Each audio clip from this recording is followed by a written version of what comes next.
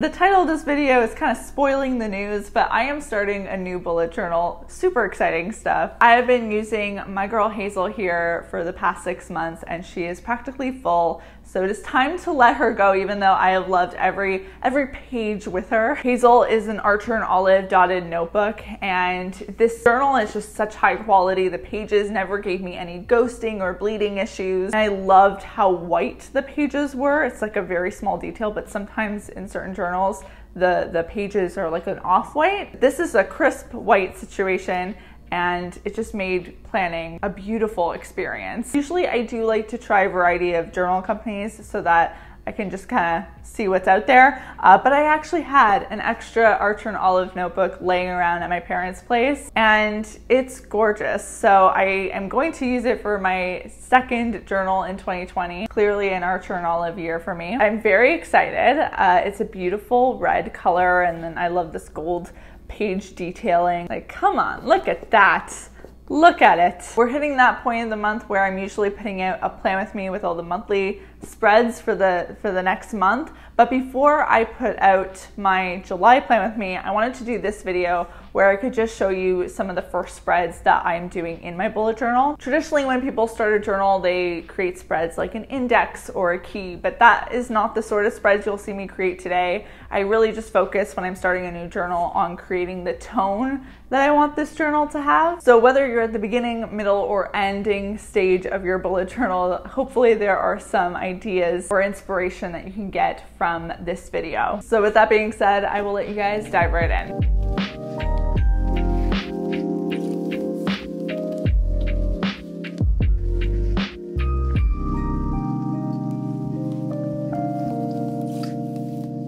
As you are seeing, I'm immediately pulling out the craft paper. Craft paper is heavily used in these spreads. I just love the scrapbook look it gives to my spreads, so it's really hard for me to stop using it right now. I bought a big stack of craft paper online, so I'll have a link to it below if you want to check it out. I have everything that I use in today's video linked in the description box below as well. I'm going in with a white pen from Sakura using the size 10 to boldly write out the name Harlow because that's the name I decided to give this bullet journal.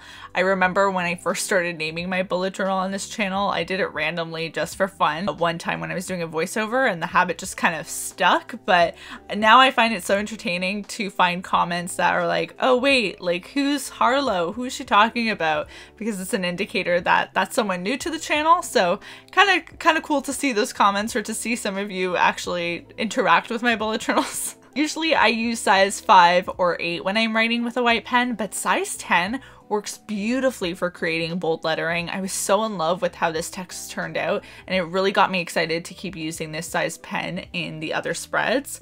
I could have just left it as is, but I decided to outline the lettering in black, and I'm really glad that I did that because I think it helps the text really pop out and just cleans it up a bit. It's definitely an easy way to hide mistakes as well. You could do the same technique on white paper by just using a colored brush marker to handwrite something and then going back in with a black pen to outline it. But I am obsessed with this and I need to do more of it in my journal because I just think it looks so cool.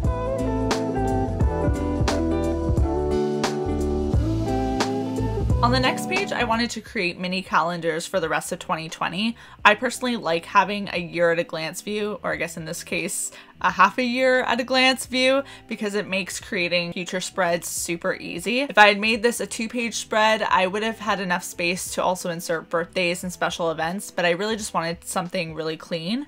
I added a splash of color with the Tombow dual brush pen in the color 312. It's a really beautiful blue-green color that complements the warm craft paper nicely. You'll see this color pop up again in the other spreads. And then I went in with a white pen on top to write out each month. It didn't pop out as much as I'd have liked, but I'm still able to read it, so I decided not to trace over it with a black pen. The calendars themselves are very minimal. I like how clean they are, but I do think adding another line between the days of the week and the number part of the calendar would have looked a bit better, so I may go back and add that line in there.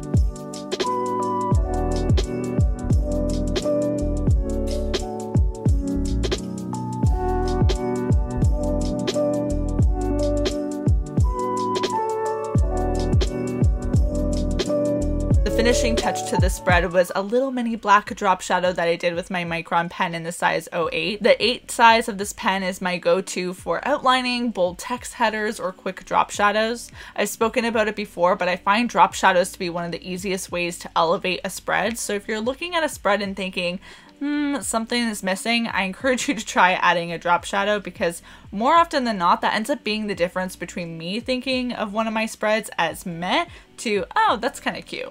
Since I have been pasting craft paper a lot into my journal recently, I actually get left with tons of scraps. Rather than throwing those out, I save them for future spreads. These particular scraps came from my previous plan with me, and I decided to use them in this spread to create some fill-in boxes for a goals check-in spread. I mapped out where I wanted them to go, and then I started pasting them in with some glue.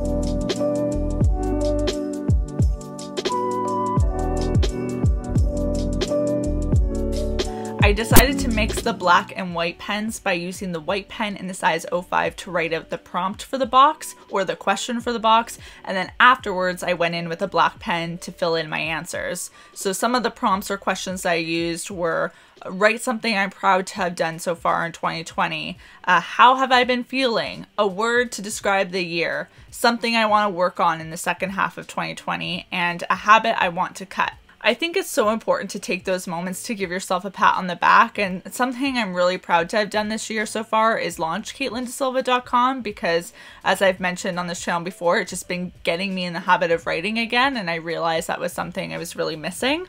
Emotionally, I think many of us have been struggling this year because of everything that's going on in the world right now. I know personally I've also been struggling with a creative slump, and I had begun doubting my intuition when it comes to my work especially. So I've been working my way through that and have been getting back into the swing of things, but I really wanted to document those feelings on paper, because when you're in the middle of it, you don't feel like yourself, and I think it'll be helpful for a future Caitlin to look back and see, oh yeah, here was a period where I wasn't operating at 100% and I was able to get through it. I'm sprinkling in some leaf doodles. Big shocker, I know. It's funny, I talk about loving leaf doodles because they're foolproof doodles for me, but somehow I created one of my least favorite leaf doodles ever on this spread. It looks so awkward. I don't know what happened between my brain and my right hand. They were clearly not speaking the same language.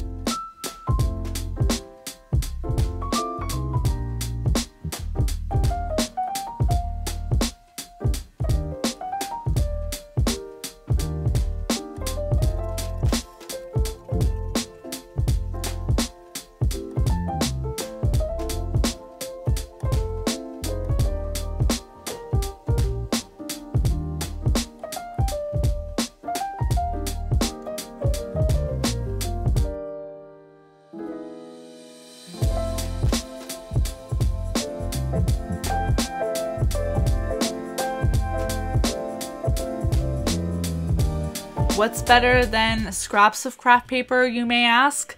A whole page of craft paper, apparently. I got really excited here and decided, as you are seeing, to glue just a huge page of craft paper in here. And the first thing that I did was I started adding some line work to the top and the bottom of the page with a white pen. I decided I had wanted to use this spread as an opportunity to highlight a quote, so I didn't want anything design-wise that would distract too much from the quote itself. Recently, I've been loving this Instagram page by Morgan Harper Nichols. She creates these absolutely stunning quote and art illustrations. I've saved so many of them on my phone, but I wanted to write this particular one down because it seemed extra relevant to my life right now. The quote goes like this: "I will trust that I do not have to have everything sorted out perfectly in order to come alive to this season wholeheartedly." It's so beautiful. If you're wanting some inspiration on your Insta feed, then I would definitely go give her page a follow. It will be linked in the description box below.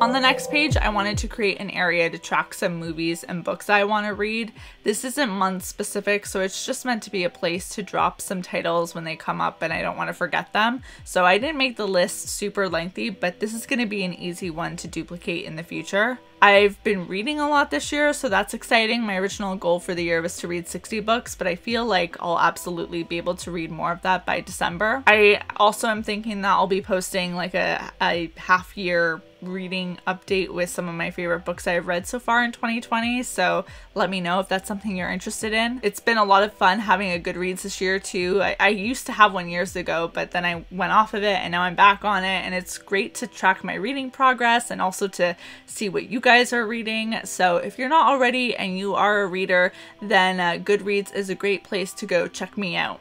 Link will be below.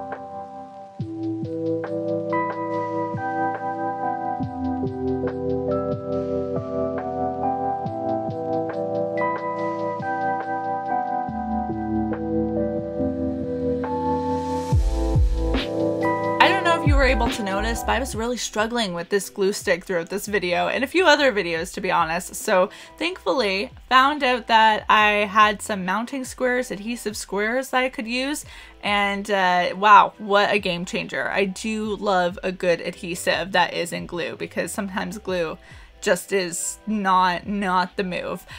So it saved my life here. I'm adding some more craft paper because this is going to be the section where I write down my writing prompt. This is a spread that I wanted to include because I've been making a point to add more journaling to my planner. To-do lists and habit trackers are great. I love them, but I also want to track down thoughts and ideas. I had actually cleaned out my childhood closet a couple months ago. There's a video of me doing that, and I found my first journals and was able to spend time reading all of my entries, and it really hit me how special it was to have access to my brain from when I was a kid. So I want my bullet journals to be that same sort of experience for me 10, 20, 30 years down the road. So I want to be writing more in it, and having writing prompts ready to go will make me more likely to get that journaling in.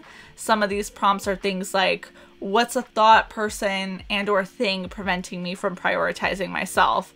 And describe the day of your ideal self. What's a small step to becoming more like that person? I think those will be interesting answers to read down the line once I'm older.